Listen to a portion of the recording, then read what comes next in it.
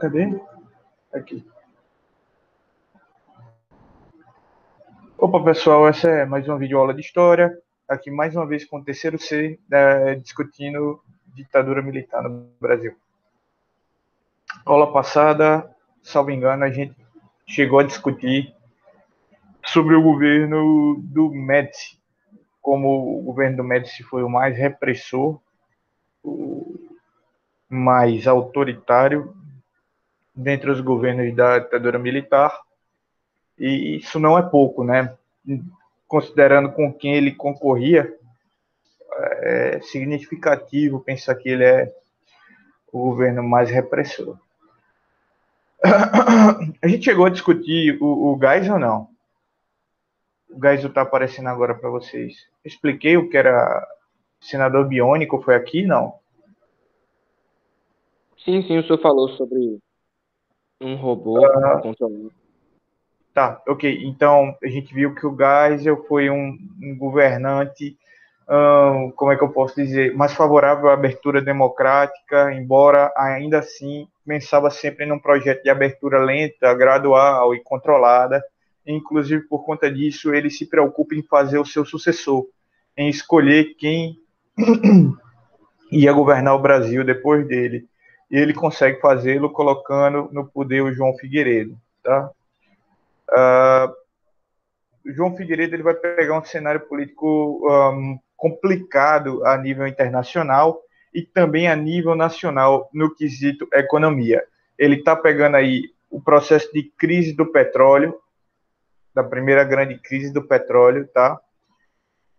Ele vai pegar o aumento dos juros internacionais, uma grande recessão econômica, o desemprego vai atingir taxas recordes de 20% da população. Então, tudo que tinha-se lá imaginado que era o milagre econômico, com esse aumento nos juros do mercado internacional, vai se envolver numa grande crise, numa crise em cascata do processo produtivo interno do Brasil, tá? E com essa circunstância de contradição social cada vez mais acentuada, a gente vai ver que existirá uma reorganização dos movimentos sindicais no Brasil como uma prerrogativa de tentar fazer oposição a o governo da ditadura militar. Ô, professor, isso é o PT? Não, ainda não, tá? Até porque alguns desses grupos sindicais vão se agrupar a outros partidos de tendências de centro-esquerda ou de esquerda com o processo de redemocratização. A gente vai ver aí PSTU, PCB, o PDT de Brizola e alguns outros partidos aí disputando essa base eleitoral, mas majoritariamente esses movimentos sindicais que estão se reagrupando durante o governo Figueiredo vão estar no PT. Que detalhe, o PT é o partido de esquerda favorito da ditadura militar, porque se entendia que o discurso do Lula, que era a grande liderança que emergia ali, apesar de ser um discurso potencialmente radical dentro do contexto, não era tão radical quanto o discurso do Leonel Brizola. É fato até conhecido que pela cláusula de barreiras que se pretendia impor a limitação dos partidos na eleição de 1989, 1985, o PT não poderia existir como partido. Foi uma concessão ali de alguns articuladores políticos da ditadura militar a manutenção do PT como um partido político. Ele deveria ser um partido que seria extinto pela cláusula de barreiras. Ele só teve 5 deputados. Ele precisava ter, eu acho que, uns 11, coisa assim, enfim.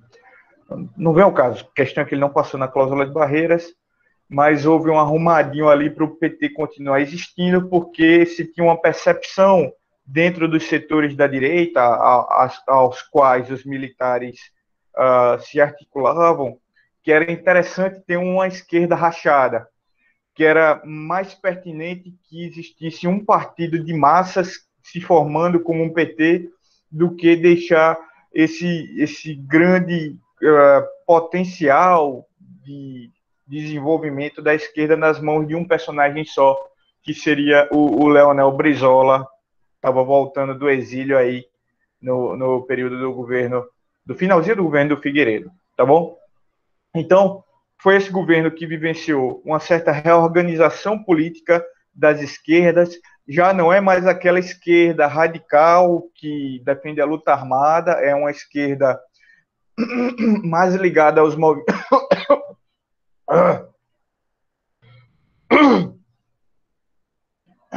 Perdão. É uma esquerda mais ligada aos movimentos trabalhistas propriamente ditos, sindicatos, até um embrião aí do MST e tal, e tem uma pegada muito mais dentro da normalidade política, até porque a linha de formação do PT, isso é curioso, o PT ele é um partido que une trotskistas e uma linha de social-democracia cristã.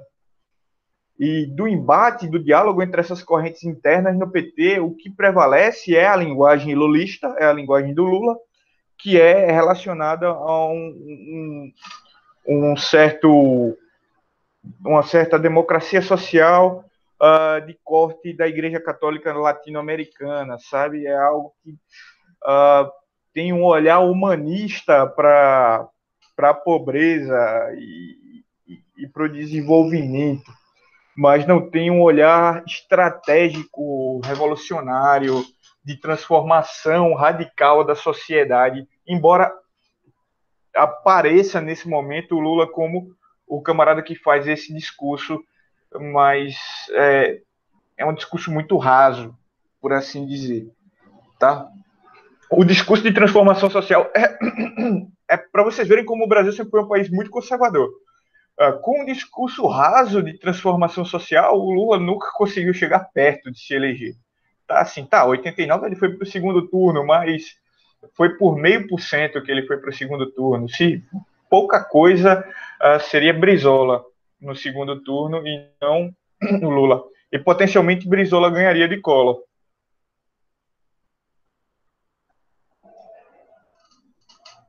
Mas tudo bem.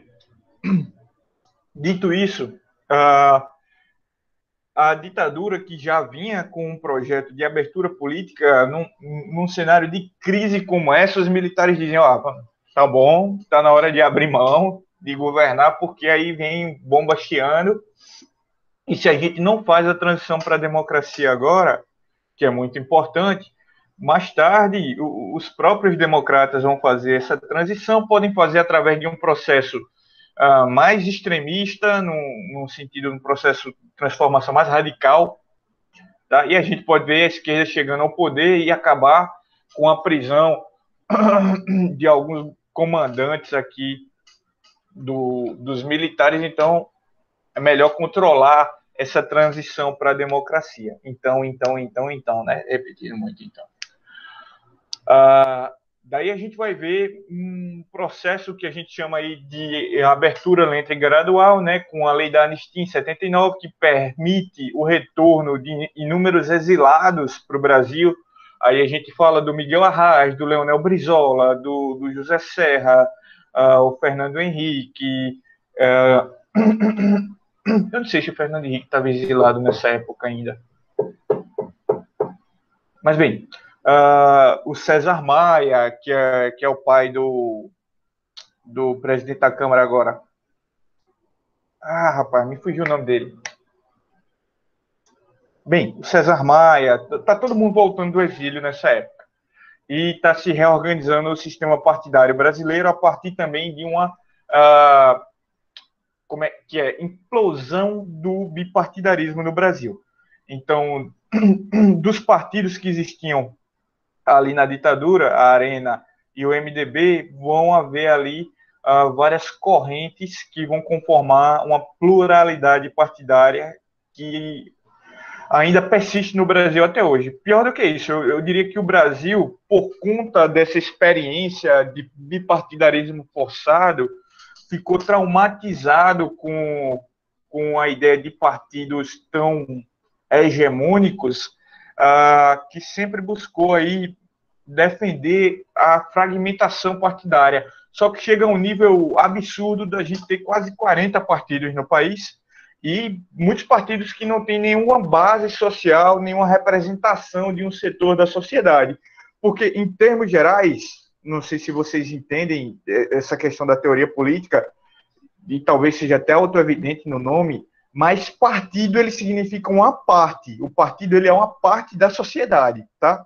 Então, um partido político é uma parte da sociedade que tem uma representação política. E é interessante que você veja, não, peraí, aí tem o Partido Verde, mas ao mesmo tempo que tem o Partido Verde no Brasil, tem também a Rede Sustentabilidade. Tá, são dois partidos que têm basicamente as mesmas premissas. E qual é o interesse de existir esses dois partidos, então? Sabe? O Brasil tem dois partidos que, na verdade, é porque não são os dois trabalhistas, mas tem dois partidos que se dizem trabalhistas. Na verdade, três, se você pensar o PT também, mas o PT não é trabalhista. Mas tem o PTB, com o nome Partido Trabalhista Brasileiro, e PDT, Partido Democrata Trabalhista, Democrático Trabalhista. Tem dois partidos comunistas no Brasil, o PCB e o PCdoB. Então, essa fragmentação extrema da política brasileira, a impossibilidade de diálogo, de conformar partidos que sejam maiores, talvez se derive justamente desse receio de uma monopolização da política oriunda da ditadura militar. É o trauma da ditadura militar que força aí a vida política do Brasil a ser tão fragmentada. E se valem dessa fragmentação os caciques políticos que tendem a encher os bolsos com o fundo eleitoral por conta dessas circunstâncias. Mas muitos estão caindo aí na cláusula de barreiras agora, que por um lado é positivo, mas por outro tem aí seus problemas também. A gente tem que entender que tudo tem suas dificuldades também, tá bom? Mas bem, vamos para o governo do Figueiredo mesmo, além desse primeiro plot.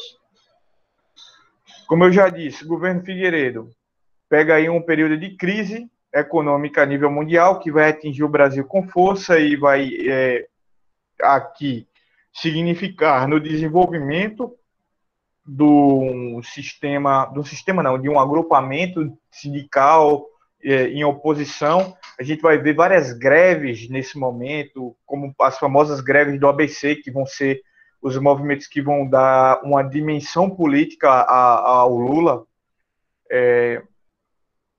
E é interessante que o PT vai surgir muito... não é que o PT... Eu fico com dificuldade para definir, mas não é que o PT ele surge como um partido radical, mas ele é um partido sectarista. Eu acho que a palavra correta é essa. O PT é um partido sectarista, é aquela coisa bem proselitista, ou sou eu, ou não é ninguém. Para vocês terem dimensão, o Carlos Prestes, em 89, ele ainda era vivo. Ele era presidente de honra do PDT, né? Isso aí o Brizola arranjou. Não, peraí, uma homenagem e tal. E quando não tinha nenhuma ligação formal com o Brizola, ele era filiado ao PCB ainda. E quando o Lula passa para o segundo turno, um dos últimos comícios do Lula, a galera leva o Carlos Prestes para dialogar com o povo, né? E o Carlos Prestes, ele é vaiado pela militância do PT. Um personagem histórico com uma puta trajetória política, e por não ser um petista, ele não é aceito nem para dar uma palavra em favor do PT. Então, é algo muito sectário nesse sentido. Ou é o PT ou não é ninguém, e já era dessa forma desde o princípio. É um discurso que se fundamenta muito nesse legado, talvez, de uma necessidade de oposição à ditadura, que se conforme e que não aceite, de certa forma, o exílio de algumas lideranças políticas. Eu acho que o PT tem essa coisa também de ter se sentido abandonado. Não, cadê o Miguel Arraes? Cadê o Leonel Brizola, quando a gente estava aqui formando a base sindical, sabe? Mas é interessante a gente ter essa percepção de como esses traços que conformam o movimento e o pensamento do PT hoje em dia vêm desde a sua conformação histórica lá na ditadura militar. Já comentei com vocês, creio eu, se eu não comentei, vou comentar agora, que muitos militares da linha dura estavam descontentes com o processo de redemocratização. E aí vão haver alguns atentados que têm como intenção conturbar o cenário político, traçar aí false flags para acusar os comunistas e tentar, dessa forma, voltar restrições políticas e tal. O mais famoso é o atentado do Rio Centro, no qual os camaradas que estão instalando uma bomba na saída de um show acabam com a bomba sendo explodida no próprio colo. Né? Eles acabam morrendo aí, tipo, tudo bem noticiado na mídia brasileira. Inclusive, tem um trecho lá da música do Faroeste Caboclo, né, do Renato Russo, que ele diz que o João de Santo Cristo responde ao general de 5 estrelas, né, que ele não coloca bomba em banca de jornal em colégio de criança, isso eu não faço não. Isso ele está relatando aí como alguns militares dialogavam com a galera que estava relacionado ao crime mesmo para movimentar esses atentados que dessem imagem, dessem dimensão a uma potencial atuação comunista e fortalecessem a ideia da necessidade de fechar o regime mais uma vez. Tá? É o general, que ele diz, o general de 5 estrelas que fica atrás da mesa com o na mão. Né? Enfim. Também é do governo do Figueiredo o fim do AI-5, a lei de... Detalhe, um minuto. Vocês conhecem Legião Urbana ou eu tô falando aqui sozinho uma coisa que alienígena? Eu conheço. Faroeste Caboclo, Sim. Pai de Filho. Ok. É porque é algo muito velho, eu tenho curiosidade, muito velho, década de 80, 90, eu tenho curiosidade de saber se chegou até vocês. Enfim. Aí a gente vai ter o fim do AI-5, né, o fim da imposição mais... A lei da anistia, que vai ser geral e restrita. Essa lei da anistia no Brasil, ela é muito mal feita. Tá? Ela é muito mal feita, não. Vamos lá. Ela é bem feita porque ela atende os interesses de quem estava no poder. É bem feita para eles. Mas ela é mal feita no sentido em que ela anistia os dois lados, por assim dizer. Quando não há dois lados a serem anistiados. Uns são expurgados políticos do país que não cometeram crime, tá? E outros são torturadores com crimes que não prescrevem. Ela anistia todo mundo. Tá? Olha, quem é de esquerda, quem é de direita, tá todo mundo anistiado, podem voltar todo mundo para o Brasil, não vai ter mais perseguição política, enfim. Por isso que se diz que essa lei é geral e restrita. Ela tanto anistia o torturador como o torturado. Imagine aí, crime maléfico o torturado fez, ser torturado. Muito complicado. Mas, enfim, talvez por isso é que a sociedade brasileira tenha problemas com a memória da ditadura militar. Porque ninguém foi culpado, ninguém foi responsabilizado. Não se constituiu culpa, a gente não tem dimensão dessa perspectiva de o quanto foi criminosa, porque não existiu culpado por crime algum. Sabe? Na Argentina, os generais argentinos da ditadura militar argentina foram presos. O Pinochet, no Chile, foi preso. Sabe? Embora não pelo Chile, pela Espanha, mas foi preso. Então, são coisas assim que a gente tem que pensar como essa memória está constituída e por que a gente não tem a dimensão do tamanho de crueldade que a gente vai observar nesse cenário. De qualquer forma, o Figueiredo vai garantir, de fato, uma passagem de poder para os civis, mas sem eleições diretas. A gente vai ver que vai haver toda uma mobilização popular direcionada ao povo poder escolher mais uma vez seus representantes, o movimento das diretas já, tal. Mas, perdão, mas os militares conseguem resistir e pautar seus interesses.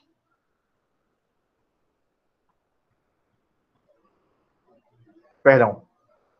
Eles conseguem pautar seus interesses e não passa eleição direta, principalmente porque os militares têm medo da eleição de uma figura mais radical, a exemplo do Leonel Brizola. O Leonel Brizola é o grande medo dos militares nessa época, a verdade é essa. Então, por receio do potencial aí do Brizola, os militares tentam segurar essas eleições. E acaba sendo uma eleição indireta no colégio eleitoral formado pelos deputados eleitos, e essa eleição indireta vai dar na figura do Tancredo Neves.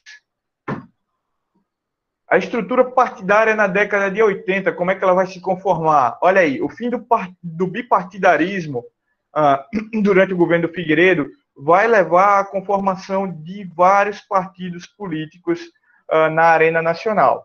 O PDS vai ser o partido que vai acolher grande parte dos políticos que vinham da antiga arena, que é o partido base da ditadura militar. Já o PMDB, o nome já diz, ele pega quem era oposição durante a ditadura, o MDB. Basicamente só acrescenta o P na frente.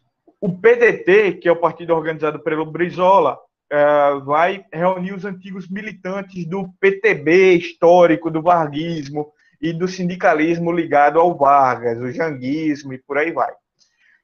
E o PT traz aí setores da Igreja Católica ligados à teologia da libertação, reunido também com alguns sindicalistas. Por fim, a gente pode mencionar aí o PFL, que tem alguns políticos mais conservadores, para vocês verem, do que o pessoal que ficou no PDS, mas que ao mesmo tempo queriam se desvincular da imagem da ditadura militar. E aí, para quem conhece um pouquinho de política pernambucana, tá a figura do Marco Maciel. Pernambuco teve aí durante 8 anos 2 mandatos do Fernando Henrique Cardoso, o vice-presidente da República, mas isso não significou basicamente nenhum benefício para Pernambuco, pelo contrário. Então, o Marco Maciel foi vice do FHC e era um camarada ligado ao PFL que hoje em dia é o Democratas, tá? É o DEM, ou como Lula diz, o Demo. Mas é o Demo do bem. Vamos falar um pouquinho aqui do contexto da ditadura militar. Sobre os atos institucionais, mais uma vez, gosto sempre de retomar, eram medidas legislativas impostas à sociedade sem votação do Congresso. Eram 17 atos institucionais, entre eles tinham atos institucionais que colocavam em pauta a eleição indireta para presidente e para governador, a suspensão de direitos civis de inimigos políticos e o AI-5, que é a própria repressão da política nacional. Ele fecha o Congresso e dá poderes ao ditador de nomear interventores para governar estados e as grandes capitais do país. Além de tudo, são os AIs que vão instituir o modelo bipartidário do Brasil e garantem também a grande repressão e censura à sociedade brasileira, inclusive o exílio a políticos e grandes pensadores e artistas do cenário nacional. Pessoal, até aqui tem alguma dúvida? Eu dei uma corrida agora e esqueci de perguntar se vocês estavam tendo dúvidas.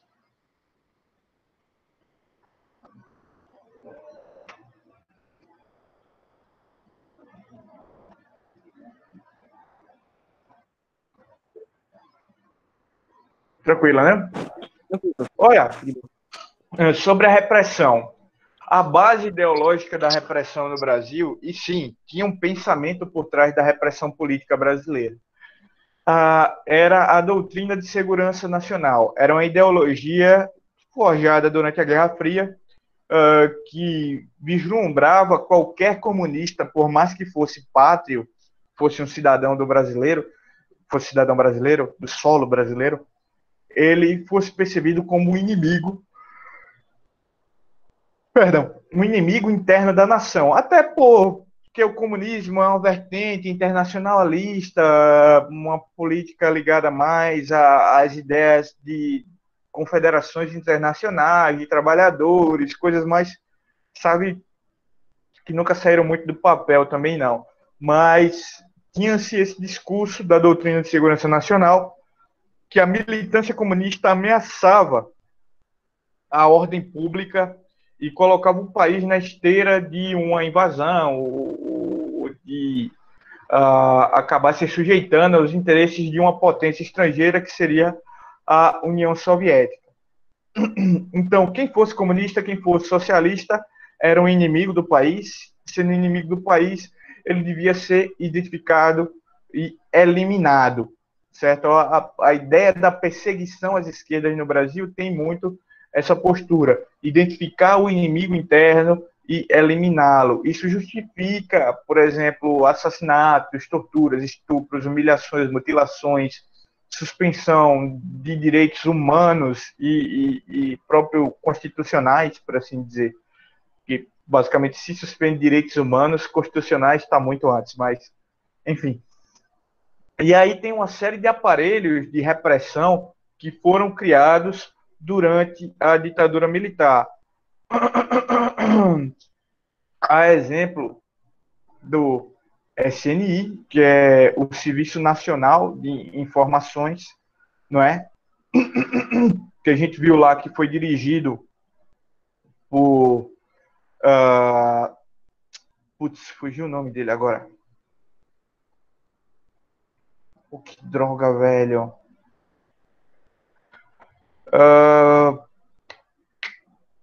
Garrastazu Médici foi diretor do SNI.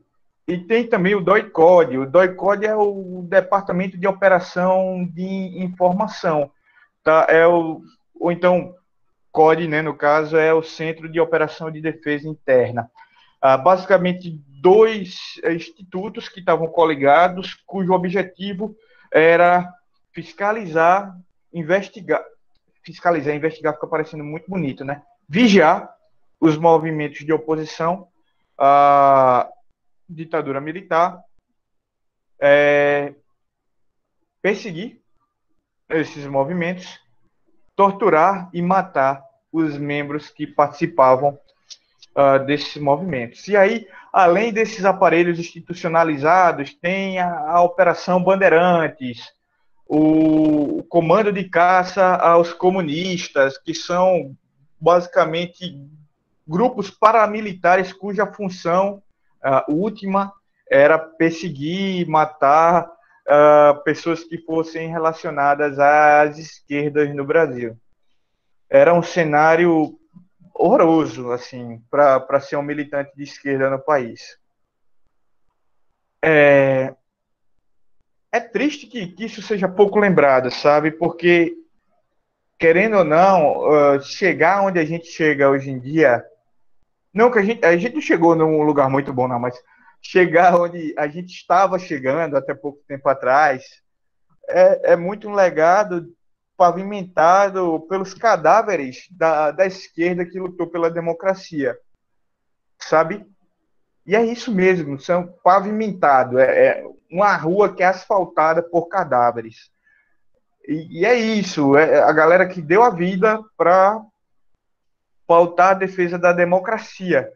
E hoje em dia, ver o que está acontecendo no país é pisar na cabeça desse camarada 2, 3 vezes. Pisar na cabeça desse cadáver, esquecê-lo, e naturalizar as aberrações que aconteceram com a vida dele de uma forma trágica, por assim dizer. Tá bom? Sobre a repressão, e aí eu acabo a aula, tem um poema que muito me toca. E eu queria ler ele aqui para vocês. Vou só pegá-lo aqui.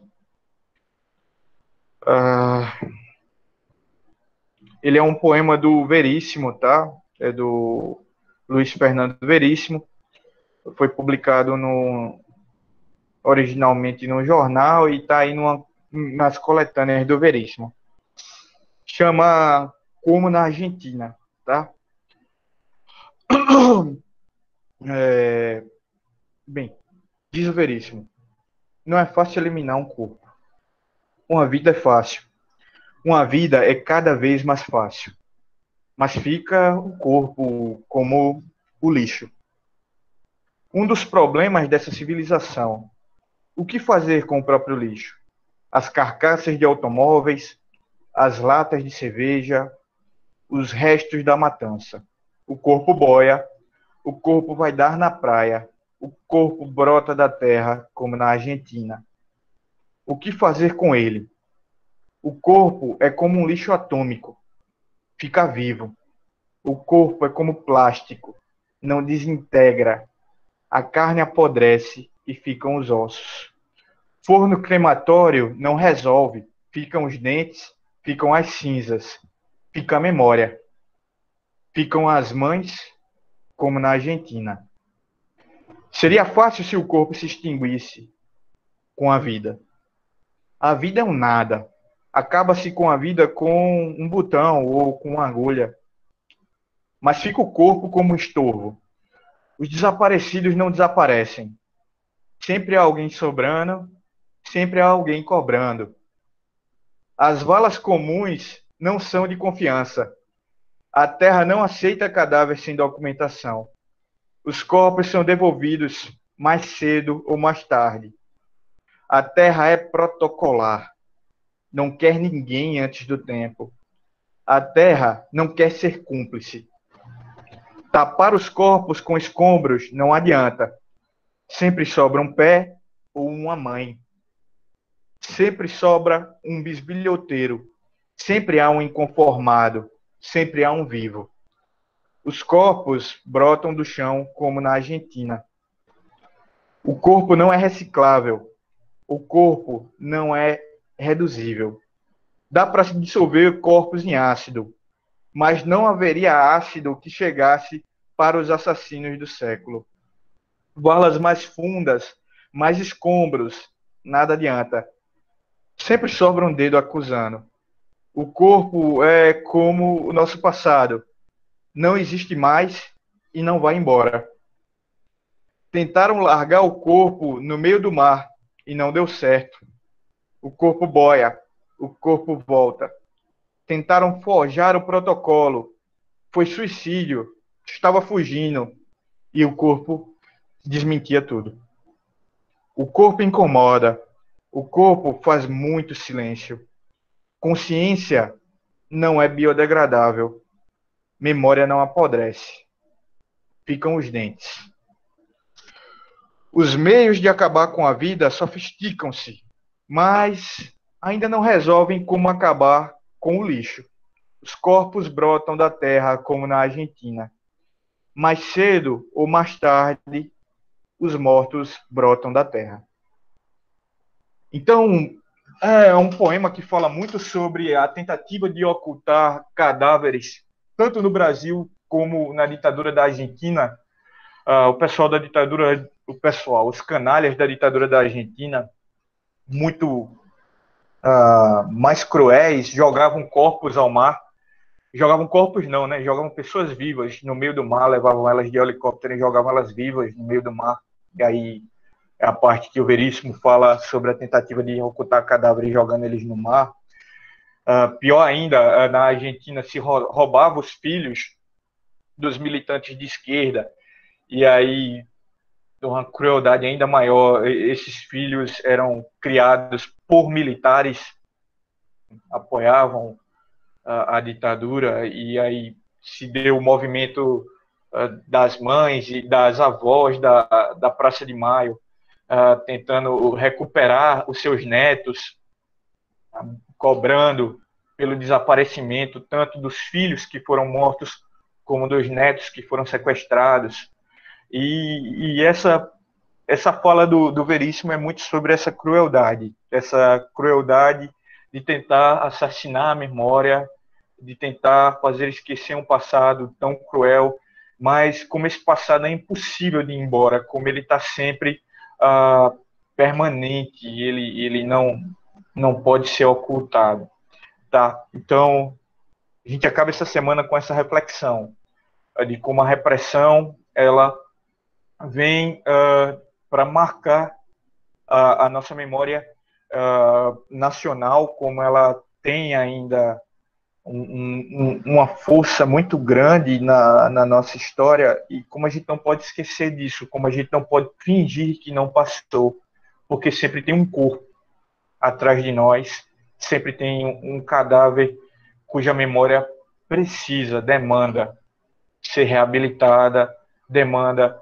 ser lembrada, demanda não se deixar morta, não se deixar esquecida, porque quando a gente esquece, a gente compactua com a destruição dessas vidas. Tá bom? Era isso. Obrigado aí pela paciência e a boa vontade de vocês de acordarem tão cedo. E semana que vem a gente continua com videoaulas gravadas, tá bom?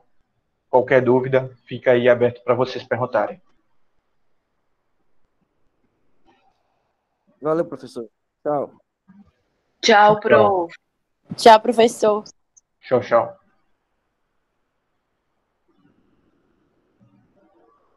Ô, professor, Diga, qual o nome do poema mesmo? como na Argentina? Beleza, então. Valeu.